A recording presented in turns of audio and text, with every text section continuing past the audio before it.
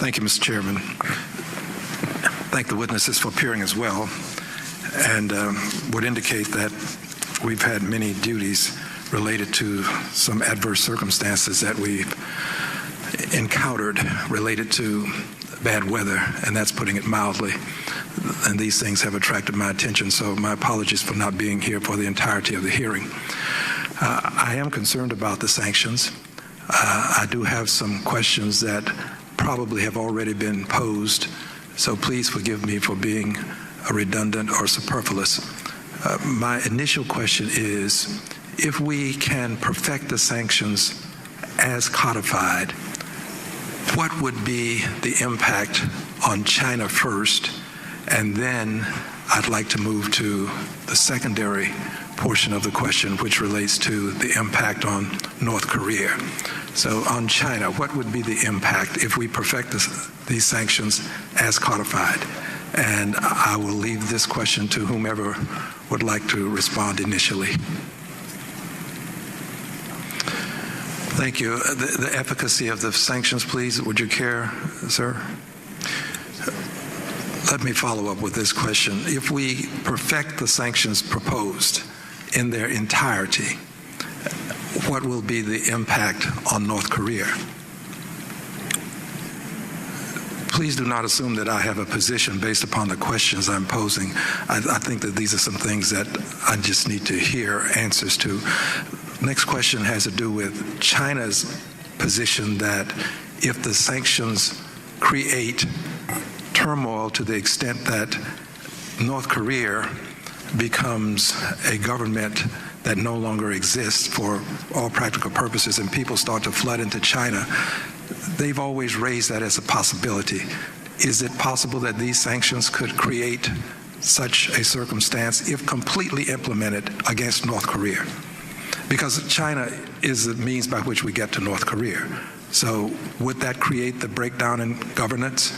So the expectation is that China would somehow seal North Korea such that people in North Korea could not migrate into China? Thank you, Mr. Chairman. Thank you, Mr. Chairman. I thank the witnesses for appearing today. I think this is an exceedingly important hearing, and I'm very much concerned about assuring ourselves that we are on the right course. Mr. Siegel, you have indicated that unilateral action may not be sufficient, that there is something more that we have to do so as to protect our U.S.-originated science and technology. Would you give some additional intelligence on this, please? With reference to partners, are there certain institutions that can validate a partner's position such that we can feel someone that might not be associated or affiliated with the institution? What about NATO? A membership in NATO, does that give you some degree of assurance?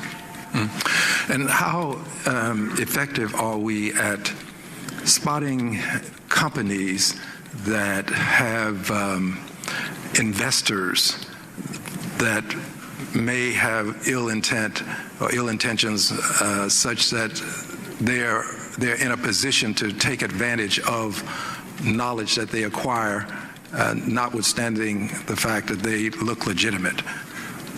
We have some sensitive areas in the United States where we have certain things being developed that are to be kept under wraps, for want of better terminology.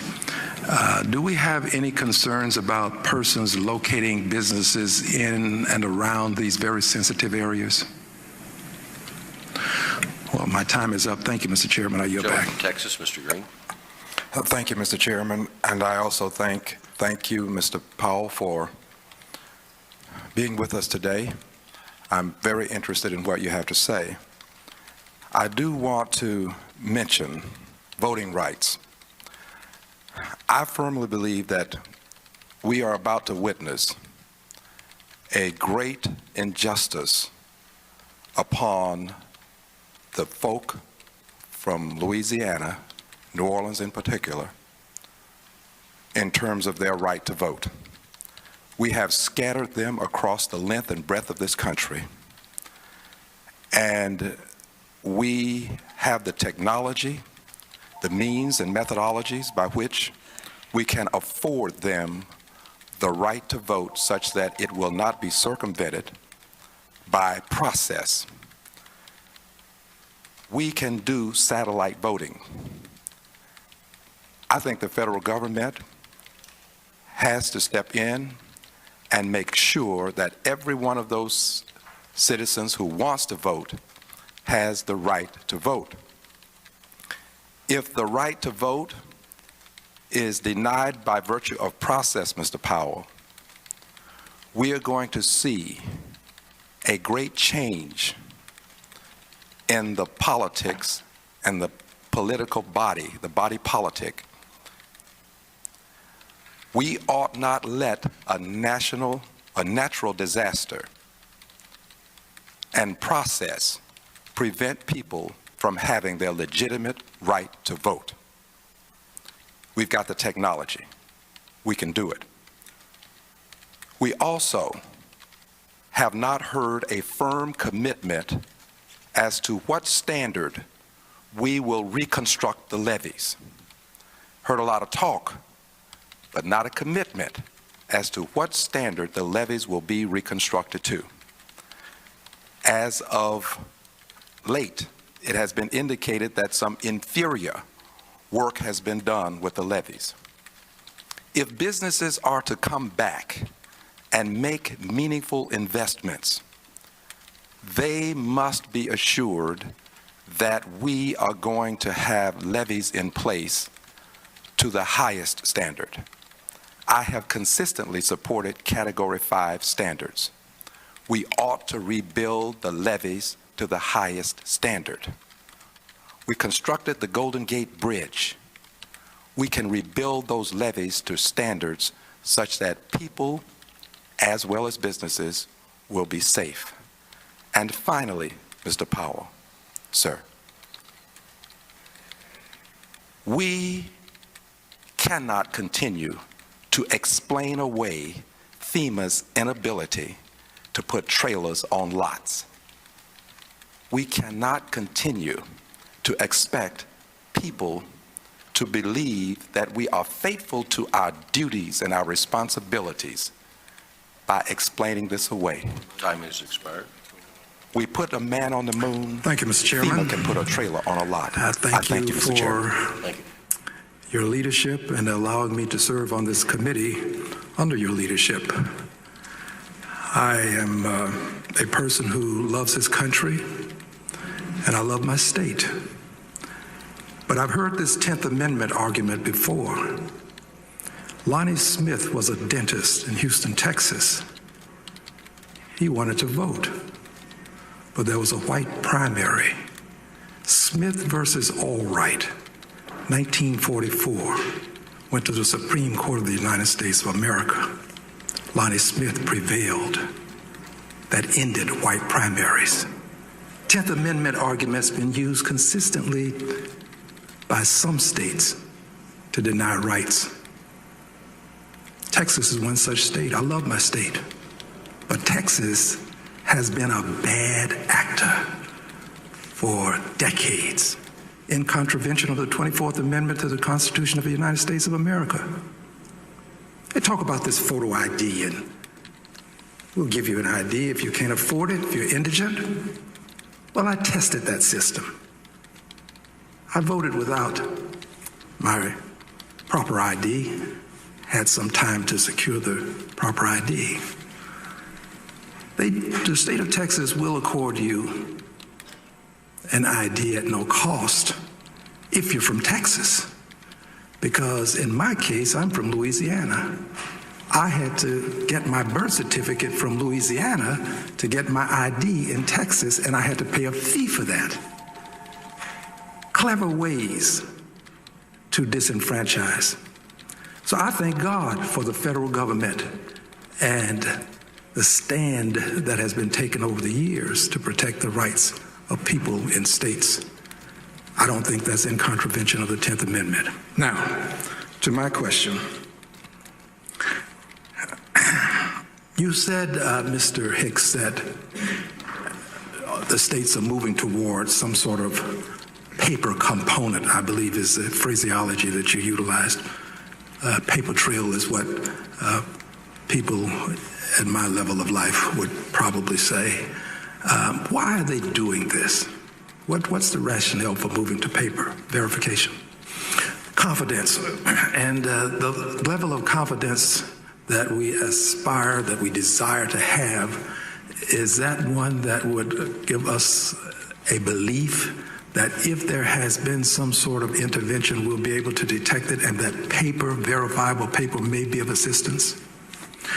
And if this is the case, that verifiable assistance by way of paper is something that is of value, can you give me a good reason why we would oppose having verifiable paper, given that states are moving toward it, and given that if there's some value in it? Why would we oppose it? What's a good reason to desire a system that doesn't have this type of verification? Thank you. And persons who need assistance in polling places, we currently allow that. If you need some sort of, you're visually impaired, we allow you to be assisted. And there are ways to deal with our military personnel in foreign places, distant places. The empirical evidence seems to indicate that there's more value in having it than not. Is that a fair statement? All right, thank you, Mr. Chairman. I yield back.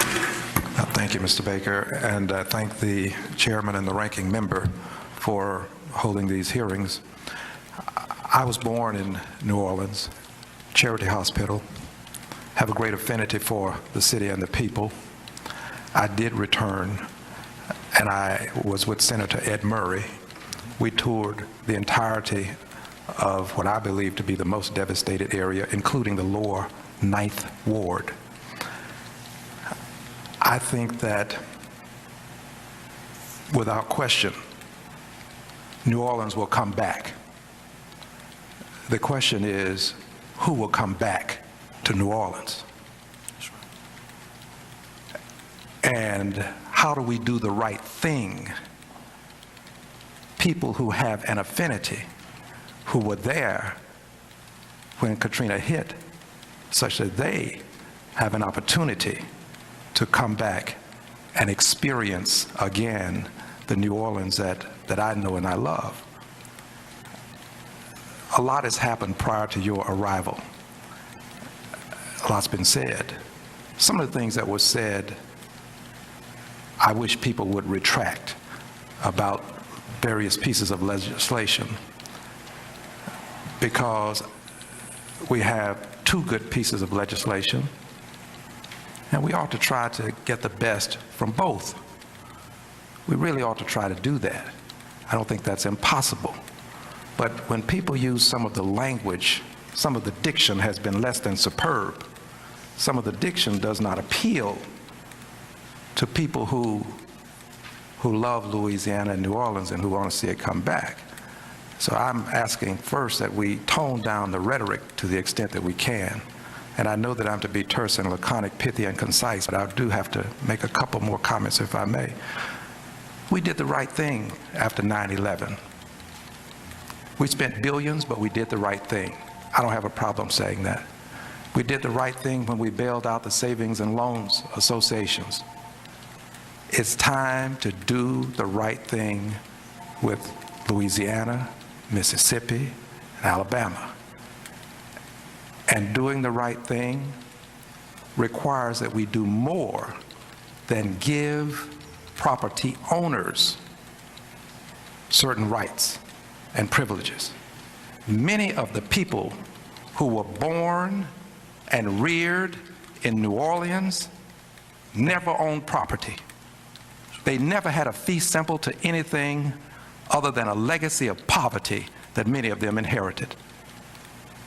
And if we want to do the right thing, we have to find the methodology, the means, and the will to give those people an opportunity to come home too.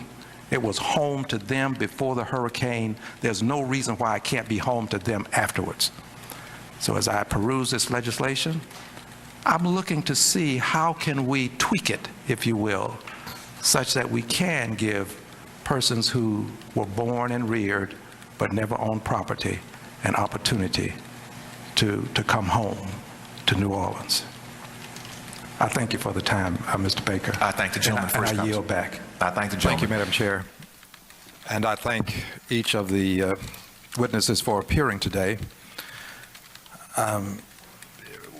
In one of our great documents, we connote, indicate, if you will, that all persons are created equal. Apparently, something happens between creation and loan acquisition, because for whatever reasons, we are finding that invidious predatory lending impacts some, and the question really is, what will we do about it? But before going to the question, let me just mention testing. Every single time we have employed testing, we have found that invidious discrimination exists. Every single time. Given that we know that it exists, what have we been doing to combat it in terms of prosecuting persons? Anyone have any information? Do you know how many within the last 5 years? Given that we have empirical data to suggest that certain things are occurring. Right. What are we actually doing about it? Let me move to something else. We have a number of families that will lose their homes, and as a result, they will have credit problems. What are we doing to give them an opportunity, assume that you are foreclosed on, to re-enter the credit market and have another opportunity to own a home, given that we know that we have a circumstance with the housing prices falling and with a lot of these loans being subprime? What are we doing to give them an opportunity to get back into the housing market? We have literally, my suspicion is millions of persons who will find themselves losing their homes, and we want to give them an opportunity to get back into the market. Let me go to the next question. What about the cost of this? What is it going to cost in terms of dollars with all of the foreclosures? What will be the amount of money that the marketplace will lose due to the foreclosures? Anyone know? If we bonded many of these persons who are going to be foreclosed on, would they, with a better interest rate, as some states are doing, bonding? Here's my closing comment, Madam Chair, and thank you. We are spending about $333 million a day on the war. We seem to find the money to cure the ills that we deem to be a priority. It seems to me that we ought to do more to find a way to help people maintain their homes, given that we know that some of the circumstances that are causing them to lose their homes are somewhat shady, and that's being kind. I think we need to do more.